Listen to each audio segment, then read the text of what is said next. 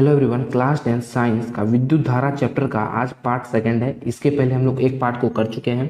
इसका पीडीएफ आपको हमारे डिस्क्रिप्शन बॉक्स में मिल जाएगा, वहां से जाके आप लोग डाउनलोड कर सकते हैं। या फिर यदि टेलीग्राम चैनल से जुड़े हुए हैं तो आपको ऑटोमेटिक पीडीएफ पहुंच ही जाता होगा और क्लास का नोटिफिकेशन भी मिल जाता होगा। टेलीग्राम का चैनल का नाम आप लोग को नजर आ रहा होगा, अनुराग मैथ्स इंस्टीट्यूट है। ठीक है, तो चलिए थोड़ा जान लेते हैं हम लोग पिछले वीडियो में क्या सब पढ़े थे। तो पिछले वीडियो में हम लोग पढ़े थे विद्युत धारा की परिभाषा। देखिए बाबू, बात कुछ ऐसा है ना कि पिछले वीडियो में हम लोग जितना भी क्वेश्चन किए थे ना, सब 2-2 नंबर का क्वेश्चन था।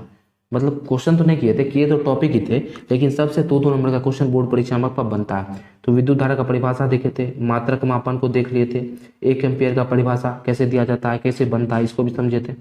उसके बाद जाने थे कि विभवांतर का परिभाषा। ठीक है, विभवांतर और मात्रक में एवं मापन, विभवांतर का मात्रक मापन जाने थे, 1 वोल्ट का परिभाषा को जाने थे। तो ये सब हम लोग पिछले वीडियो में कर रखे हैं, नहीं देखे हैं तो जाके जरूर देख लीजिए, बहुत ज़्यादा लाभदायक होगा आपके लिए, बहुत ज़्यादा फायदेमंद होगा। ठीक है, चलिए तो आज के वीडियो में हम लोग क्या सब पढ़ने वाले हैं, थोड़ा सा उसको जान लेते हैं। आज के वीडियो में हम लोग पढ़ेंगे विद्युत धारा की दिशा की, विद्युत धारा आखिर किधर से किधर को बहता है। चालक पदार्थ के बारे में जानेंगे, इन दोनों को मिला करके 2 नंबर का क्वेश्चन बोर्ड परीक्षा में पूछ देता है। विद्युत परिपथ के बारे में जानेंगे, और विद्युत परिपथ में यंत्र के जगह पे किस चीज का संकेत का प्रयोग किया जाता है। जैसे हमको मान लीजिए विद्युत परिपथ में बल्ब लगाना है, तो बल्ब के लिए होल्डर बनाएंगे, क्या बनाएंगे, ठीक है, टंगस्टन वंगस्टन सब वायर वायर सब लगाएंगे, कैसे बनाएंगे उसको समझेंगे। तो आपका पहला टॉपिक है विद्युत धारा की दिशा। पहले हम लोग समझते हैं विद्युत धारा की दिशा किधर से किधर को होती है। देखिए, विद्युत धारा की दिशा इलेक्ट्रॉन की दिशा के विपरीत मानी गई है। अब यहाँ लिखा हुआ है मानी गई है, मानी गई मतलब क्या सच्चे में माना गया है या फिर ओरिजिनल में इलेक्ट्रॉन की विपरीत दिशा में ही होता है। तो बाबू ऐसा कुछ नहीं है, ये मान लिया गया है कि इलेक्ट्रॉन के विपरीत दिशा में होता है। हम आपको बताए थे कि विद्युत धारा क्या है, इलेक्ट्रॉन के बहने को विद्युत धारा कहते हैं, आवेश के बहने को विद्युत धारा कहते हैं।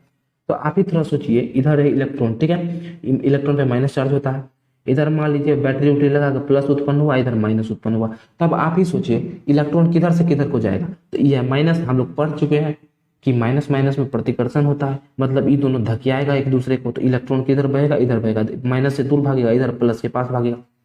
लेकिन बहुत पहले क्या हुआ था बाबू, तो अभी इतना को समझने से आपको क्या समझ में आया कि इलेक्ट्रॉन का दिशा माइनस से प्लस की तरफ होता है, ये समझ में आया। मतलब विद्युत धारा का दिशा माइनस से प्लस की तरफ होता है, जिधर इलेक्ट्रॉन बहेगा उधर तो विद्युत धारा जाएगा ना, तो माइनस से प्लस की तरफ होता है। बहुत साल पहले हुआ क्या कि वैज्ञानिक को इलेक्ट्रॉन सब के बारे में जानकारी नहीं था, तो जिसकी वजह से अब विद्युत धारा का दिशा तो उसको बताना था। तो जिसकी वजह से क्या हुआ कि उसको प्लस माइनस लेकिन पता था, तो वो क्या बोला, प्लस भैया मेरा फेवरेट है। आप ही सोचिए ना, आपको प्लस माइनस दिया जाए चुनने के लिए, क्या चुनेगा, प्लस चुनेगा। क्या प्लस मतलब सीधे दिमाग में आता फायदा होगा, ठीक है। तो मतलब इस समय का वैज्ञानिक जो था उसको प्लस पसंद था, तो बोला कि विद्युत धारा किधर से, प्लस से माइनस की तरफ बहती है, तो बता दिया। अब हम सब वैज्ञानिक का इज्जत करते हुए अभी तक यही मानते आए हैं कि विद्युत धारा का दिशा जो है इलेक्ट्रॉन के विपरीत दिशा में, मतलब प्लस से माइनस की तरफ होता है, लेकिन ओरिजिनल में माइनस से प्लस की तरफ विद्युत धारा प्रवाहित होती है। इसीलिए लिखा गया है कि विद्युत धारा की दिशा इलेक्ट्रॉन की दिशा के विपरीत मानी गई है। ठीक है, तो ये टॉपिक तो क्लियर हो गया, उम्मीद है आपको समझ में आया होगा। चलिए अब हम लोग समझते हैं चालक पदार्थ। वे पदार्थ जिनसे होकर के विद्युत आवेश एक सिरे से दूसरे सिरे तक आसानी से पहुंच जाता है, उस पदार्थ को हम लोग चालक पदार्थ कहते हैं। चालक पदार्थ मतलब जिसमें विद्युत धारा चल गया, जिसमें विद्युत धारा प्रवाहित हो गया, उसी को हम लोग चालक पदार्थ बोलते हैं।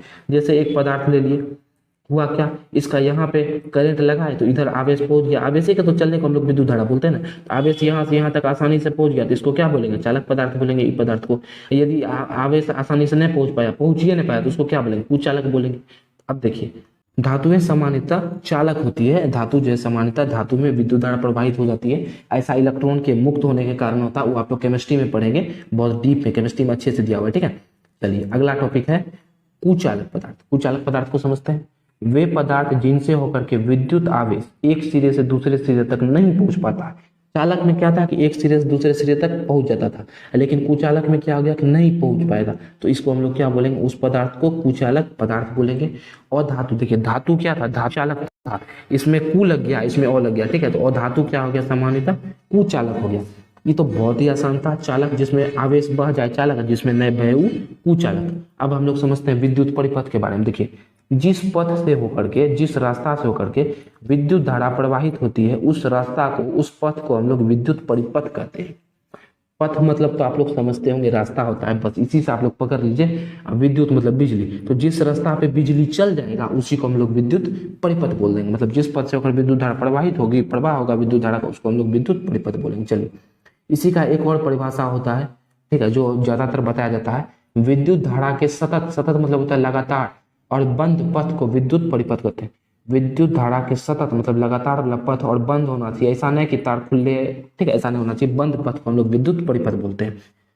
अब हम लोग थोड़ा सा प्रतीक के बारे में जानते हैं कि विद्युत परिपथ का प्रयोग में आने वाला वस्तु जो उसका प्रतीक क्या होता है, चिन्ह क्या सब होता है, इसको कैसे दर्शाते हैं, उसको हम लोग थोड़ा सा जानते हैं, समझने की कोशिश करते हैं, ठीक है। चलिए, तो सबसे पहले आप लोग देख पा रहे हैं विद्युत सेल। सेल मतलब समझते हैं बाबू, सेले होता है जो जुड़ करके बैटरी बनाता है, समझ गए। तो विद्युत सेल को हम लोग कैसे दर्शाते हैं, ये बैटरी समझ लीजिए, ऐसे होता है बैटरी, ये वाला बैटरी तो आप लोग देखे होंगे, इसका ये वाला सिरा प्लस होता है, पीछे वाला माइनस होता है, तो इसी को इधर बना दिया, बड़ा वाला को प्लस लिख दिए, छोटा वाला को माइनस लिख दिए। ये सब आप लोग ध्यान रखेंगे बाबू, काहे कि कल का वीडियो जो ओम के नियम पे आएगा, जिसमें हम लोग ओम का नियम को सिद्ध करने के लिए सीखेंगे, उसमें सेल का जरूरी पड़ेगा, कुंजी का जरूरी पड़ेगा, फिर उसके बाद आपका बल्ब का जरूरी पड़ेगा। तो सबका सिंबल आप लोग याद रखेंगे कि किसको हम लोग कैसे लिखते हैं, ठीक है। चलिए, तो बैटरी सेल समझ गए कि एगो प्लस एगो माइनस ऐसे करके दिखा देंगे, ये वाला प्लस है, छोटा वाला माइनस। उसके बाद आता है बैटरी। बैटरी को कैसे दर्शाते हैं, बैटरी क्या होता है, सेल का ग्रुप होता है। सेल को जब हम लोग क्रम से लगा देंगे ना, एक, फिर आगे दूसरा, फिर आगे तीसरा, इस तरह से लगा देंगे, ई प्लस ई माइनस, तो ये हो गया बैटरी। तो इसका परिभाषा बनता है, सेल का ग्रुप जो होता है, सेल का जो समूह होता है, उसी को हम लोग बैटरी बोलते हैं। और आप लोग देख लीजिए कि पहला वाला प्लस होता है, दूसरा वाला माइनस होता है, छोटा वाला, तो यहाँ देखिए शुरुआत वाला प्लस होगा, सबसे लास्ट वाला जो माइनस होगा। अब हम लोग समझते हैं कुंजी, स्विच समझते हैं आप लोग, स्विच जो बल्ब जलाना है तो स्विच को ऑन करते हैं, बंद करना है तो ऑफ करते हैं, तो वही स्विच, ठीक है। तो देखिए प्लग अथवा स्विच, खुला, खुला मतलब समझते हैं, देखिए खुला में क्या होगा, जब इसके बीच में डॉट नहीं होगा ना, तो ये खुला स्विच हो गया। खुला स्विच से विद्युत धारा प्रवाहित नहीं होती है। अब देखिए यहाँ पे कुछ है भी नहीं क्या, यहाँ पे से जब स्विच लगा देंगे ना, तो होगा क्या, करंट इधर से इधर जाने लगेगा, लेकिन बीच में बिल्कुल खाली है, जिसकी वजह से करंट नहीं जा पाएगा। तो ये होता है खुला स्विच, खुला कुंजी बोलते हैं इसको, प्लग कुंजी, ठीक है, खुली हुई। अब बंद में क्या होता है कि इसके बीच में ऐसे डॉट दे देंगे, यहाँ पे डॉट दे देंगे, तो ये हो जाएगा बंद कुंजी, याद रखेंगे। तार संधि, आप लोग कहीं कहीं देखे होंगे कि जैसे मान लीजिए एक तार ई है, एक तार ई है, दोनों को जोड़ना है, क्या करते हैं, दोनों को एकदम मरोड़ देते हैं। तो वही यहाँ पे मरोड़ करके ऐसे करके दिखाते हैं, ठीक है। देखिए यहाँ पे तार का, तार संधि है, तार जोड़ा गया है, यहाँ पे तार को जोड़ा गया है, ठीक है।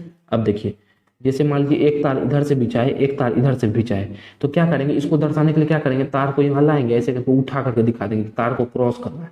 तो बिना संधि के मतलब बिना जोड़े तार को क्रॉस कराना है एक दूसरे से, कैसे दिखाएंगे, इस तरह से दिखाएंगे। बल्ब, बल्ब बनाने, बल्ब हम बताए थे कि इस तरह से नहीं बनाना है, बहुत मेहनत लगेगा, सीधा ऐसे करेंगे, ऐसे करके बना देंगे, तो बल्ब हो गया, ठीक है। प्रतिरोधक, प्रतिरोध पढ़े थे, प्रतिरोध को हम ऐसे ऐसे करके दिखाए थे, याद है आपको पिछला वीडियो में। तो ये प्रतिरोध होता है, रुकावट है। अब मान लीजिए गाड़ी इधर से आएगा, जिसको स्लो होना पड़ेगा, रुक रुक के जाना पड़ेगा, तो यही प्रतिरोध है, रुकने का काम करता है। चलिए, उसके बाद है परिवर्ती प्रतिरोध। परिवर्ती प्रतिरोध आप लोग 12th में या 10th 11th में पढ़ेंगे, अभी इसका कोई काम नहीं है, लेकिन फिर भी चिन्ह याद रखिए। प्रतिरोध के भी ऐसे करके तीर के द्वारा दिखाते हैं, ये हो जाता है परिवर्ती प्रतिरोध। उसके बाद हम लोग समझते हैं एमीटर के बारे में, कि एमीटर को कैसे दिखाएंगे। हम देखिए बाबू, एमीटर बड़ा आसान है, ऐसे करके लाएंगे, बीच में एगो लड्डू बना देंगे गोला, फिर इधर ऐसे निकाल देंगे, निकाल दिए। और एमीटर को दिखाना है तो ए लिख देंगे, ये हो गया एमीटर, एक तरफ प्लस एक तरफ माइनस। यदि हमको वोल्ट मीटर को दिखाना है, अच्छा देखिए, हम आपको पिछला वीडियो में बताना भूल गए थे, उसके लिए हम माफी चाहते हैं, कि विभवांतर को कैसे मापा जाता है। विभवांतर को कैसे नापते हैं, तो विभवांतर को नापते हैं वोल्ट मीटर से। कैसे नापते हैं, वोल्ट मीटर से, ठीक है। वोल्ट मीटर कुछ नहीं होता है, जैसे हम आपको एमीटर का इमेज दिखाए थे ना, उसी तरह वोल्ट मीटर भी होता है, उसमें वोल्ट में सब चीज दिया रहता है, एमीटर में एम्पियर में दिया रहता है। तो वोल्ट मीटर को कैसे दिखाते हैं, तो देखिए भैया क्या करेंगे, ऐसे करके लाएंगे, गोल जैसा जैसे लड्डू बनाते हैं वैसे बना देंगे, जैसे एम्पियर में एक तरफ प्लस एक तरफ माइनस है, बीच में लिख देंगे वी, तो ये क्या हो गया, वोल्ट मीटर हो गया। एमीटर में ए लिख देते हैं, वोल्ट मीटर में वी लिख देते हैं। तो बस इतना सा टॉपिक था आज इसीलिए हम लोग इस सब टॉपिक को कर लिए, काहे कि कल हम लोग पढ़ने वाले हैं ओम का नियम। ओम का नियम को सिद्ध करने के लिए सीखने वाले हैं। तो ओम का नियम को सीखने पता होना चाहिए कि विभवांतर क्या होता है, प्रतिरोध के बारे में, इसको क्या चीज़ में नापते हैं, एमीटर में किसको नापते हैं, फिर उसके बाद थोड़ा सा बल्ब कैसे बनाते हैं, ठीक है, प्रतिरोध कैसे, ये सब पता होना चाहिए। तो उम्मीद है आज का वीडियो आपको पसंद आया होगा और काफ़ी ज़्यादा हेल्पफुल होगा आपके लिए। तो वीडियो को लाइक कर देंगे, चैनल को सब्सक्राइब कर देंगे, और नीचे में प्यारा प्यारा कमेंट भी कर ही देंगे। और पीडीएफ जाके जरूर डाउनलोड कर लेंगे, आपको डिस्क्रिप्शन में भी मिल जाएगा और टेलीग्राम चैनल पे भी मिल जाएगा, तो दोनों में से कहीं से भी आप लोग डाउनलोड कर सकते हैं।